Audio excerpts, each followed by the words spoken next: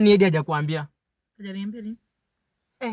Si tulimwambia tunatafuta house girl, akatuambia wewe una kazi, tukuchukue.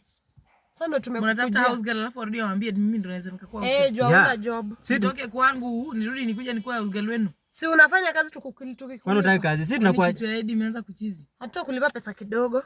Sisi tumemwambia vizuri unatafuta mfanyikazi wa nyumba, akatuambia kuliko muende mbali na Jackie yako hapa na anakaa kwa nyumba bure, mnaweza muongelesha, ndio maana tumekuita. Mimi siwezi nikakuwa house girl. Hata kulipa pesa ni hivi tu. Si uende ushago kwa kutafuta msichana wa kazi. Ushago?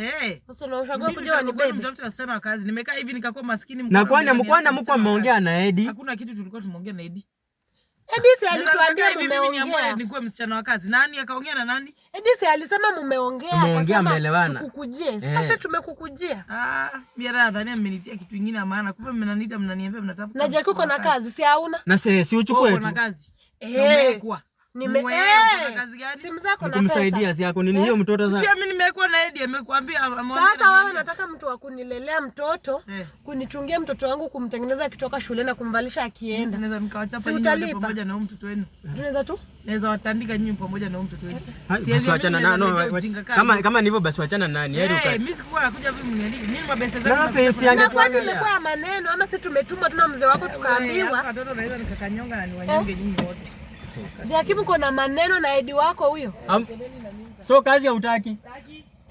Tieni mtu mwingine. Okay, ni sawa. Sasa na nini? Hata tunamsaidia haoni. Na vile Edi ametubembeleza. Edi ametubembeleza akatuambia ndani tu Jackie. Jamani Jackie ana job. Wewe uchukue ule sister yako akuje. Itabidi nimpigie. Chukua sister yako akuje.